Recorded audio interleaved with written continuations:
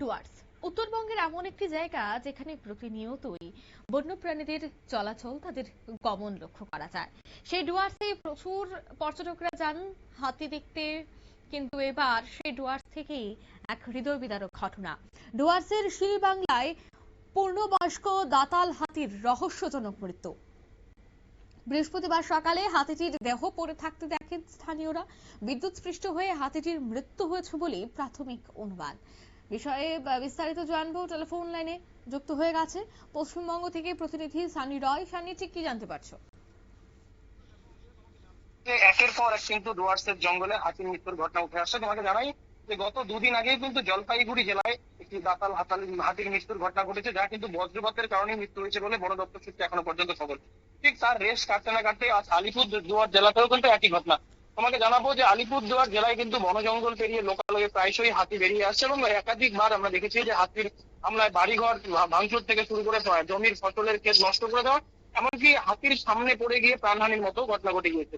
ঠিক সেই জায়গায় দাঁড়িয়ে বন দপ্তরের তরফে যখন লাগামহীন ভাবে যখন একের পর এক বিভিন্ন রকমের সচেতনতামূলক বার্তা দেওয়া হচ্ছে সাধারণ মানুষের কাছে, ঠিক সেই জায়গায় দাঁড়িয়ে কিছু অসাধু ব্যক্তি তারা কিন্তু হাতির আক্রমণ থেকে নিজেদের কৃষিজ ফসল এমনকি নিজেদের বাড়িঘরকে রক্ষা করার তাগিদ তারা কিন্তু বুনোর যে তার হয় সেই তার কিন্তু বাড়ির চারিদিকে লাগিয়ে রাখে এবং সেখানে বৈদ্যুতিক সংযুক্তিকরণ করে রাখে, এবং যার কারণে কিন্তু যে কোনো প্রাণী বন্য প্রাণী হোক বা যে কেউ, সেখানে মানুষেরও কিন্তু এই ধরনের একটা মর্মান্তিক ঘটনা ঘটে যেতে পারে, যেমনটা অভিযোগ তোলা হয়েছে। এবং সাধারণ মানুষ থেকে শুরু করে যারা পরিবেশ প্রেমী পশুপ্রেমী তারা যে অভিযোগটা করেছেন যে আলিপুরদুয়ারের এই ঘটনায় কিন্তু প্রাথমিকভাবে তারা এমনটাই অনুমান করছে যে এই হাতি যখন বন জঙ্গল পেরিয়ে নিজের খাদ্যের চাহিদা মেটাতে অর্থাৎ বন জঙ্গল পেরিয়ে লোকালয়ে আসতেছিল, ঠিক সেই সময়ে এই হাতি কিন্তু এই যে একেবারে অবৈধভাবে যে ফেন্সিং লাগানো, সেই ফেন্সিং এর যে বৈদ্যুতিক সংযুক্তিকরণ তার থেকে কিন্তু তারা শর্ট সার্কিট জনিত কারণ হতে পারে এবং তার শরীরে সেই বিদ্যুৎ লাগাতে কিন্তু তার এই হাতির মৃত্যু তারা এমনটাই প্রাথমিক অনুমান করছেন। তবে যদিও বন দপ্তর সূত্রে এখনো পর্যন্ত তা স্পষ্ট করা হয়নি,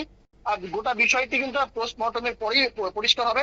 তবে বন দপ্তরের তরফে একেবারে পরিষ্কারভাবে জানিয়ে দেওয়া হয়েছে যদি এ ধরনের কোনো কর্মকাণ্ডের সঙ্গে কাউকে তারা ধরতে পারে বা এ ধরনের কোনো বিষয় যদি উঠে আসে, তাহলে বনাধিকার যে আইনানুগ যে নিয়ম সেই নিয়ম অনুযায়ী তার কিন্তু কঠোর থেকে কঠোর শাস্তি হবে।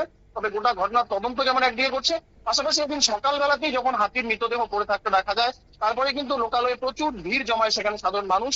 খবর দেওয়া হয় আলিপুরদুয়ার বন বিভাগকে, সেখানে ভলকা রেঞ্জ সেই রেঞ্জের আধিকারিকরা সেখানে পৌঁছায় একেবারে উচ্চপদস্থ আধিকারিকরা এসটিএফ সেখানে ঘটনাস্থলে পৌঁছায় সমস্ত কিছুগুলো নমুনা তারা করছে এবং এরপরে তারা যেমনটা জানিয়েছেন যে আলিপুরদুয়ার বন্যপ্রাণী শাখা সেখানে কিন্তু এই হাতিটিকে নিয়ে যাওয়া হবে এবং তারপর পোস্টমর্টম করানো হবে।